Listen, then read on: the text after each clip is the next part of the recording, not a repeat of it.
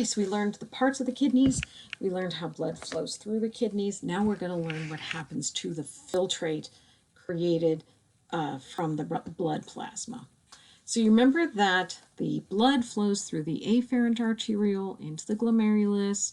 Blood plasma filters out through the fenestrated capillaries in the glomerulus into the glomerular capsule, and then once it's out of the bloodstream, it's called filtrate. The rest of the blood, which is 90% of the blood plasma and all the red blood cells and white blood cells, is going to go out through the efferent arteriole.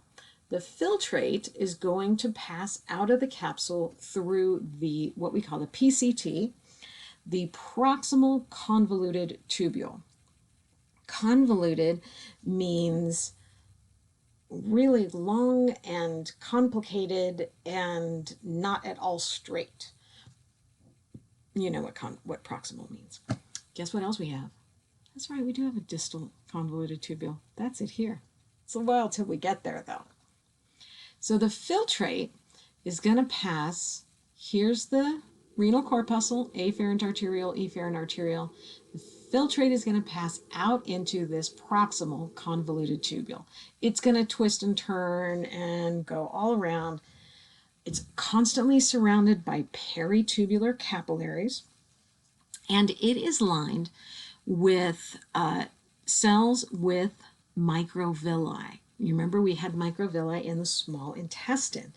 This is going to enable the tubules to absorb a lot of water, tons and tons of surface area for absorbing water. Once the proximal convoluted tubule dips down into the medulla, it becomes the nephron loop, or the loop of Henle. That's Henle. Forgot to put it on here. So this line right here, where this goes from purple to pink, that's actually the space between the cortex and the medulla. So what this is a cross-section that we're going to look at in a minute for histology. This is another cross-section where they're going to show us some histology. Okay, so just so you don't get confused, this is the junction between, this is the corticomedullary junction. All right, so we got the proximal convoluted tubule. It's going to go down, nephron loop is going to go down, back up. It's going to be surrounded by the vasa recta as it does that. Less water is going to be absorbed here. It's going to be more potassium and hydrogen ions. And then once it gets back up into the cortex, it's going to be the distal convoluted tubule. The distal convoluted tubule has many fewer microvilli. It's going to do less water absorption and more absorption of ions, especially potassium and hydrogen ions. So remember I told you those cross sections? Here's the cross section through the cortex where you can see the glomerulus. You can see the space between the glomerulus and the capsule. Here's a layer of cuboidal, or actually squamous cells that makes up the capsule. And then around it, you can see all of these tubules and blood vessels. I'm not going to expect you to be able to identify which are which, okay? I do want you to be able to identify the renal corpuscle and the glomerulus. Now, farther down, this one is going through the medulla, where we have the nephron loops surrounded by blood vessels. So you can see the nephron loops, there's a thick limb and a thin limb, and then see all of these. These are all the blood vessels of the vasa recta, okay? All right, so here's the whole nephron, okay? And you can see how convoluted the convoluted tubules are. On the test, I do need you to write out proximal convoluted tubule and distal convoluted tubule, and of course vasa recta or nephron loop. We have a descending limb, we have an ascending limb, and you can see it's wrapped in the vasa recta. Okay, now this is a diagram that shows that's taken all of this convoluted, twisty stuff and straightened it out so that we can see the flow of filtrate. All right, so the afferent arteriole brings the blood in. The filtrate leaves through the glomerular capillaries into the capsule and out into the proximal convoluted tubule. The blood continues through the efferent arteriole, the peritubular capillaries, the vasa recta, back to the venule. All right, here we have glomerular filtration. So that's going to be movement of substances from the blood into the capsule.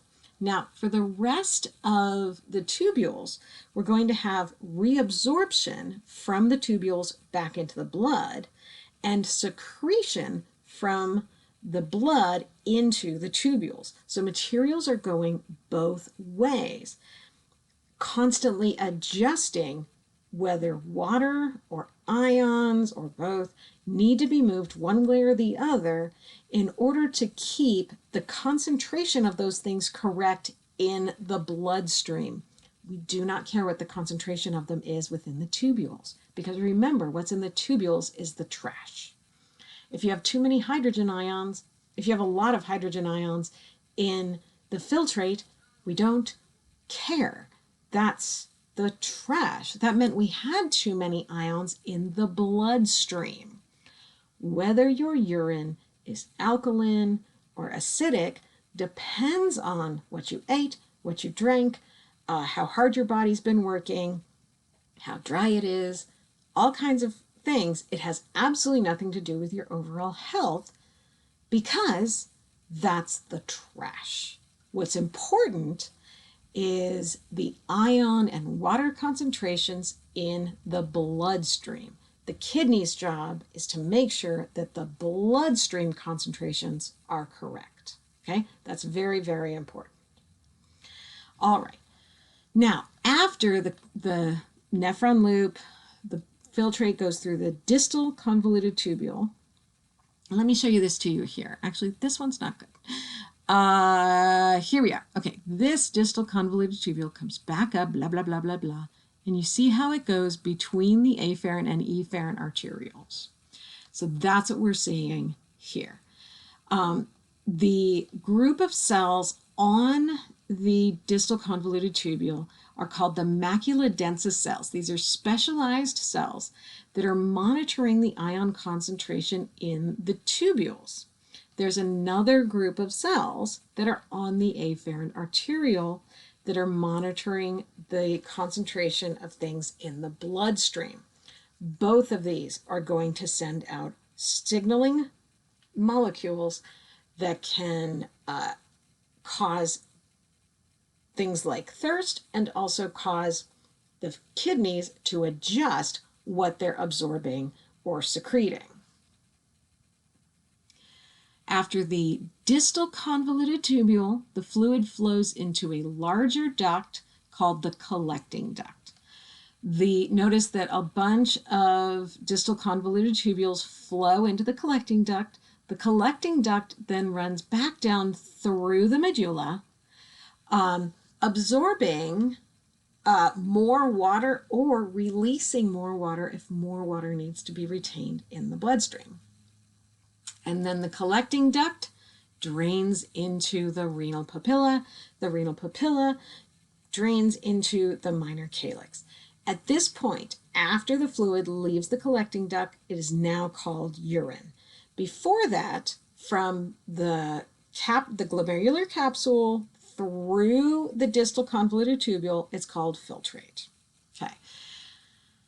The urine flows out the papilla into the minor calyx. Minor calyces unite to form a major calyx. The major calyx drains in the renal pelvis. The renal pelvis drains into the ureter. The ureter takes it to the bladder. Boom, we're done. All right, so we're back to our model.